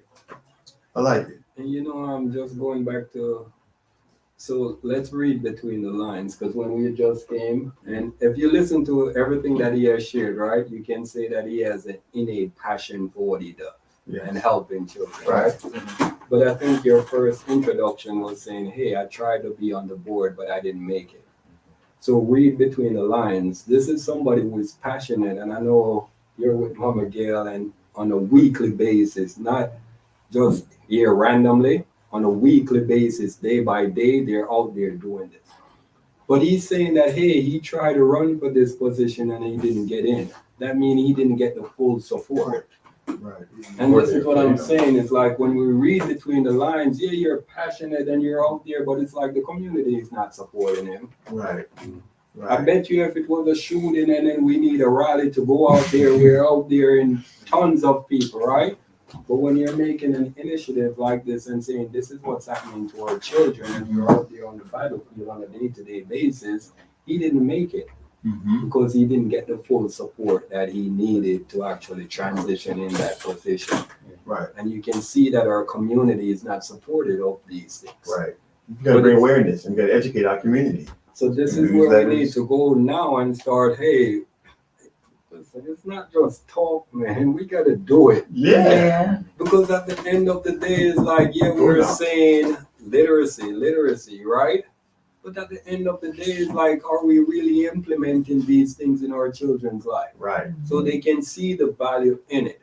Right. I would rather become a basketball player because I know it comes with a nice car, it comes with a nice house, it comes with a nice check than me sitting down here reading a book. Right. But you still got to read that book because you got to take that money. But some of them can't read. That's Right. why they have people on their side to sign those contracts for them and stuff They like get that. taken And then they get too. taken advantage of like so many of my friends. But those are things that we really need to look into because at the end of the day, I know it's a good way to say, hey, let's give literacy a chance. But are we really giving it a chance? Because at the end of the day, it looks good on camera. Right. But look at the results when you go out there in the real community and you have someone here every Friday you're on the radio, right? Yeah. Yeah. And our community is not fully supporting it and you can see it. Right. I bet you if it was out there, you're talking about guns and other things, you'll have the community rally around you. But every week you're on the radio like, hey, education, this is what's going on with our children. Right. This is what's They going don't see the on with our value and children. the need of it. Yeah. You got to show them the need and the value of it. The need, why it's needed. But it's Those pools are for. Yeah. It's You know? not, Yeah. and we talk it, but we gotta really show it as a community. True. Because if we don't see the value in this, we just talk, and it's only a pocket of us that's Right. really making noise. Right. But at True. the end of the day, Like what you were saying. it's the Unify. value of our children and the future of who we are. And quite frankly, we don't support these things. Well, the people, I don't see the children coming together until, like she said, organizations come together. You got to show your mojo. Okay, this is the thing. Sometimes people can feel overwhelmed saying like change the world. They think it's too much, too hard. So people give up. But so my thing for each person is, and we'll start with KD. What is one thing, everyone is going to be looking at this. So what is one thing a parent, a community member, a neighbor, a teacher, what is one thing a person can do to begin to help with literacy? I might can't take on a whole world of change, but what can I do? What is one thing you could recommend that a person can do? Well, the word comes back to value, but it also has to be self-value. You have to know the value of yourself. So to get the child or the target market to see the value of themselves, what they can bring to society through reading and growing academically as an individual, and that they'll learn their place in life and create a space in their life where they grow and set a foundation for others that plant their seeds and then grow from and pollinate. Because the one thing I learned from reading is that the male tree is one that sends off the pollen, and the female tree is one that receives it, and then the seeds drop down from the female tree. So Mentor. So that's it. So Show them their value. So Get show people them. to Okay. see their own the value of themselves, because we can see it. That's the thing about educators. And I'm probably the hardest teacher. My students, these are from preschool to college and adults. They say I'm hard because I want for them sometimes more than they want for themselves. Me too. And then I push them so hard that they either don't want to do the work because they're afraid to face themselves, or they praise me years later or see me now and say, that's why I became a teacher, because in the 60s, during the civil rights movement, having them teachers with dashikis and afros and picks in their head and, and sandals, out there and talking and teaching and testifying. That's Miss Spicer, Mr. Flowers, Mr. Chambliss. I'm like, I want to do that. I mean, I did it for the school district, but I did it. What I would say is this: go out and get a testing book, third grade testing book. It might sound, very trivial, but when you realize that your child can't pass the test, that should make you angry. If your child doesn't know cursive, how to write in cursive, if you do, teach your child how to write in cursive. Okay, it's just as simple as that, And if your child doesn't know how to sign their name, you teach your child how to sign their name. And then whoever they're hanging around with, give them the test, teach them cursive, and teach them to sign their name. That's what we can do on the lower level. For me, I would say our children are faced with a lot of social issues, right? And as a parent, find a way to help the child or children with the social issues that they're going through. It's not a reading issue that we're having, but when you're plagued down with so many social issues on a day-to-day basis, you don't see the value in reading. And as we're talking about literature, right? It's almost like if you have a burden, a rock on your head, if somebody takes the rock off, then what happens, you're able to see things from a different angle. So these things that we're asking our children to go and read, if you take their social issues away, you don't even have to tell them to go do it. Because now everything would be cleared up and they can see, hey, I need to go get this on my own. Right. And They call it woke. yeah, so, and I work at a, how would I say, a university institution. And we work in the department where the students are on the verge of failing out of class, out of school. So we have to help them to get them back on the academic track, right? And to me, when I work with them, I'm like, you don't have an academic issue. You have a social issue that's burdening you. And then now to put the academic on it is like another layer of your issue. And what I've done is work with them through their little social issues, just helping, hey, what are you going through? And just a little thing like that, just having a conversation and they're able to release. It's like when I get to the lesson now when I'm teaching difficulty or a learning barrier. It's just your social issue that now plaguing you. You can't get to the academic aspect.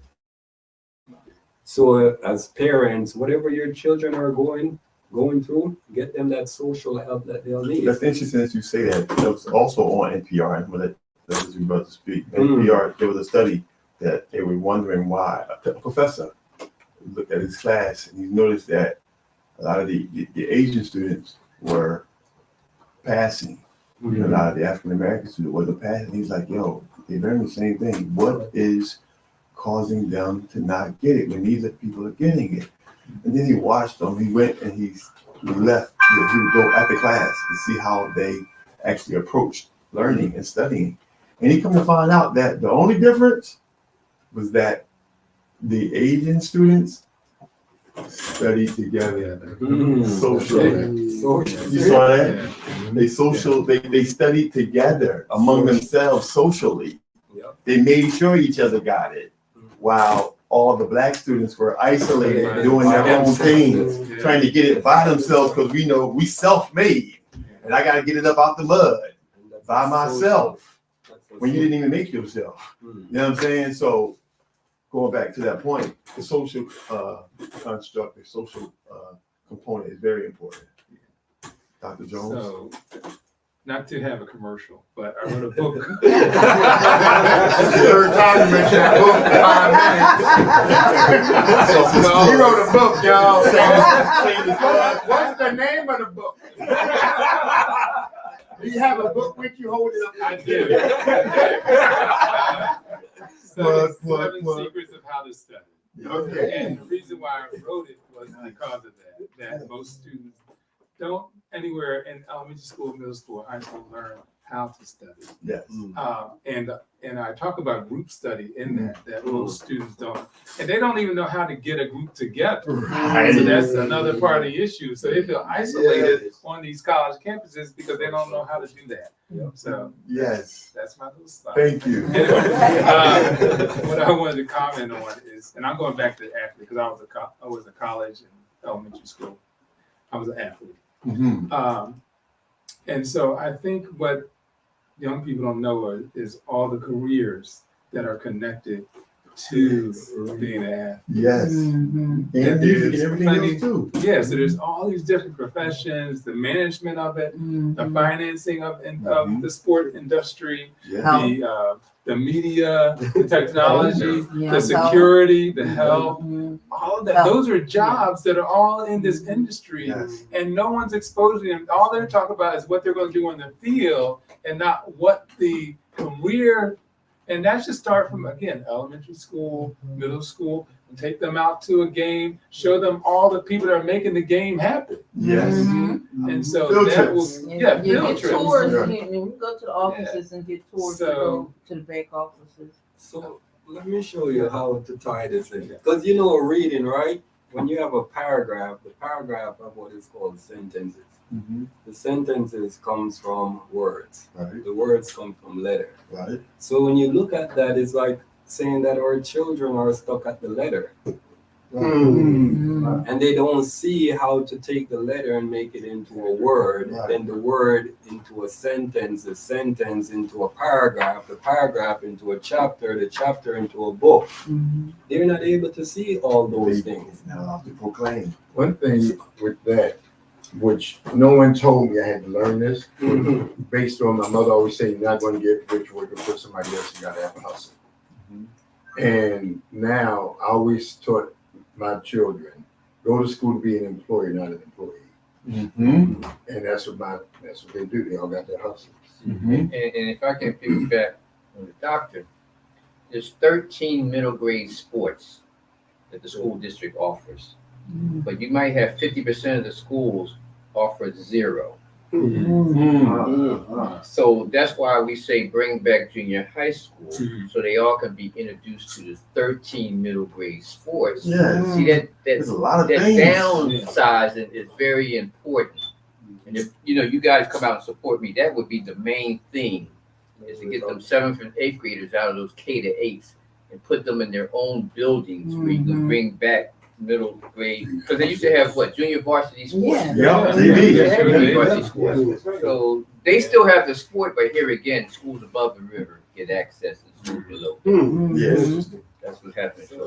So there's 2 pieces. One, I don't actually think there's one answer, but I think there's sort of one direction, and that is to be able to stimulate a child's curiosity. Yes. And to be able to be curious about something other than someone else's business.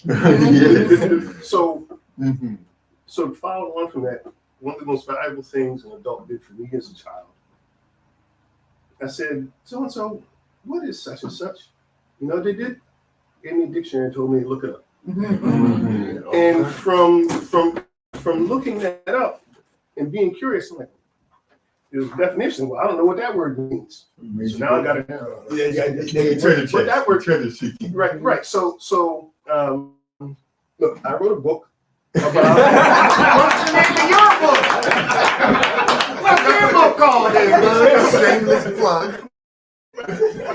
But I wrote a book about how to apply Roget's thesaurus to expand vocabulary and the concepts and the structure around that, and how that can positively impact literacy. And it recommends that as an exercise for parents to do with children. The whole look it up and let's see how we can spread out from there. So the treasure. That's what it means. It's treasure. Based on your curiosity, right? So I wrote a book too. We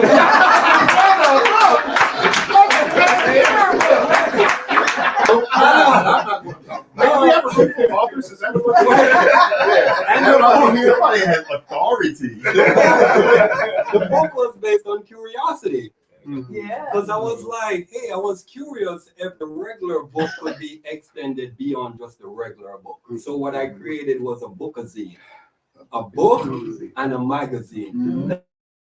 That was my curiosity of saying, hey, I'm an author of 8 books. What could my 9th book be? Right. And now I created what is called the Airport Adventure Bookazine. A book, storybook, and then a magazine that actually supplements the story itself. And that's where I actually developed the book tasting from. Nice. Which was another curiosity. It's like, hey, why do we just have to do a book signing? Right. Why can't Thinking we do outside the something? box. Yeah. Creativity. Yeah. Articulation. Dang that, but I wrote a book. But mine was books of poetry. They're not as intense. They're novels, they're bestsellers. My first book was The Mentality of Man. It was observational poems based on how, after talking to men and fathers and boys and taking those conversations and experiences and making them serious poems. I wrote a book. And I don't read books. I'm just one of those people that just work with my hands, just study all different trades, stuff here, and that's basically it. So that's my life track. Yeah. I didn't read your book. I need to mention one other, and I really didn't get a chance to contact him to bring him in, but Omar Tyree, he wrote an article, which is pretty good. He has a literacy program, and it's on the same vibe. Very good. So, but he will be here on, I think, May 29th. He'll be in Philly at the library. Okay. So there's opportunity for everybody to support him. His book is Control, but he wrote the article in one day. May I also add something Yeah. to that? Mm-hmm. Omar has a program to teach literacy, Yeah. and it's incredible. Mm-hmm. And we're working to get him in the district doing it. Mm-hmm. He did a workshop before online, and a couple of teachers came. That was it. The district paid for it. Wonderful. They didn't show up. I want y'all to hear that. Interesting. Mhm. So, but yeah, he was excited. He just couldn't, because he is on tour, he couldn't get here this early. But for some reason, just kept missing. He didn't get the information about it, whatever, but found out all the stuff was going to spam. So first we didn't have any more room, so I just dropped it. But then we wound up with another page. I said, Omar, if you can get me a page by tomorrow, And I said, I know you got stuff to write. Mhm. He wrote, instead of 1 page, he got me about 6. I said, I'm gonna have to cut this down. But mom liked it so much, she gave him 2. So, but We may take this on the road, guys. May I Yeah. say something? Yes, ma'am. On, I didn't want to, you finished, right? Yes, ma'am. You finished up with this. Yeah. This is for now. Yeah. I think it's done. okay. Alrighty. No, So no, she's about to speak though. She want to say something. did you want me to shut this down? That's up to you, because I knew you wanted the father thing, and then talking. No, it's okay. No. We just had, 2 brothers with a group of children 2 days ago. And I was so high from the energy, I didn't sleep all night after I watched them with these 2 brothers. I had a brother, Nakia Diller, who's an actor. Yeah, My man. yeah, we are on the kids. And then brother Stephen Wise, Catriel, and he's here from Jamaica right now. And I had him speaking to these young people, 11th, 12th graders, and to hear how quickly and intimately they would talk, not knowing any of us. It was unbelievable how much they want to tell, Engage. how much they want to hear from you. And so I took them upstairs to special ed after that. We had regular ed children, took them up to special ed children. What I had Catriel do was play. With the regular ed, they had to go. I said, please play something. Pulled out the saxophone, and you could see it touch their soul. They couldn't move. That music went through them. They didn't know him, didn't know anything about him. But when he played that song at the end, that was it. When we went upstairs, he played the flute for the special ed children. And then he showed a video of him and his family in Jamaica doing a piece around the earth and what's happening, how we're mistreating it. They came alive. It was so amazing. And I've been taking people into schools for years to talk to the children.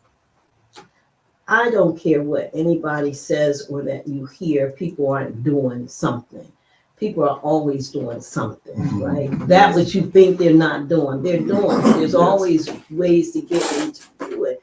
And you have teachers and principals that need your help, know they need your help and want your help because they know they can't do it alone. You talked about the libraries. I was thinking when you were talking how 52nd Street Library was shut down, right? For how many years, right? To renovate it. So right now we have recreation centers that are shut down and libraries that are shut down and pools that are shut down right now. I'm saying we got to do something because God only knows what the summer will look like if we don't. We don't have a choice right now. And I was thinking as you were talking libraries, back to the past, right? The ancestors said we're to go back to the basics for new beginnings, right? Then we have a bookmobile that came. We didn't have a library. We had the bus that came around. We got on the bus and got our books, right? So I have a friend that has buses sitting there that he wants to sell, school buses. There's some of them that are, it's not a commercial. Some don't have wheels on them. There's some are gutted, or you can gut it and make a classroom, put it in a lot or something, or you can buy a used school bus and do what you want with it. I'm just saying we got to go back to what we did. Right? Yeah. So, having said that, reading is something that I think when you were talking, I was thinking my friend came to me years ago. Her son was having trouble reading, so I went and listened to what was going on. I said, "What does he like?" Baseball. She said, "Baseball." Get every book you can on black baseball, black baseball players, right? He ended up going to college playing baseball. He got a scholarship. Interest, curiosity. We have to think back, but also not leave people behind. That one, each one, teach one. Y'all better stop that. Unless you're a tutor and getting paid to just teach one, you better teach as many as you can, because that's what we can do. You know, I'm talking to all y'all, and I get through the one that I didn't do a bad job. Right. So we got to stop using these. these little phrases that people said that was cute. Fighting. I say this all the time. Fighting. I never struggled in my life, and I don't battle, but I work hard. Right? I stand, I speak, and I work. I speak for those that can't speak for themselves, that don't and won't. Right? Everything that's happening will affect all of us in some way. Right? You can put all you have into your child, but all it takes is 10 minutes with somebody's child that didn't get it, right? Your whole lives will be changed as a result. We gotta stop thinking separately. So true. Before the best schools, the top people were there, your politicians, children went to the best schools, your school staff knew the best schools, and those that were in upper class, right? Now, they're not good either, right? And that's what's happening. They can't pass tests, right? We gotta stop and change back to what it was when we weren't so selfish. True. We have to go back, and it's not complicated. So one thing, and I'll be quiet. The ancestors said we're to remember. I'll say it again, to remember. You remembered before. They said to reconnect, reclaim, and recommit. It's not complicated. It's very simple. Oh, brilliant. Simple. We Yeah, know go what back. to do. We just have to. You talked about a silo.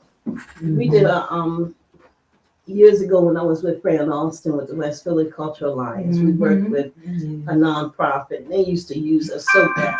Just use us, get the big grants, and this is how much we get at the end. It'd be like this, and this is what you get, right? You got the people, you got the program, you got everything. But anyway, this one was beautiful in that I could put poets in classrooms in different schools. And at the end, at the library, we had the program. So the Sharon Leonard Goodman, bless her soul, did the book from all the different poetry that the children wrote, right? And we did it at the library. You talked about programs there.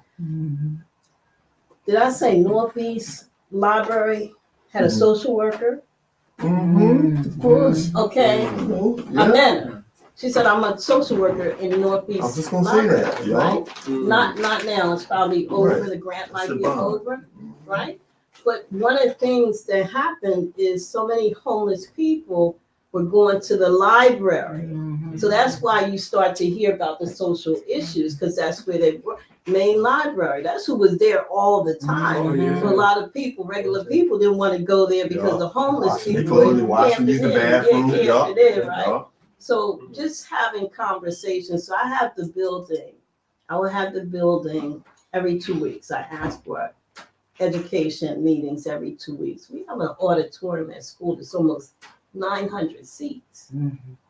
We got space, right? So I'm just saying it's time for us to come together, Right. because education affects all of us in some way or another. These children can't, you go in the store and you go, how long I gotta wait for you, first of all, to stop talking to wait on me, right? And then if they come, because you go to some stores, there's only 2-3 people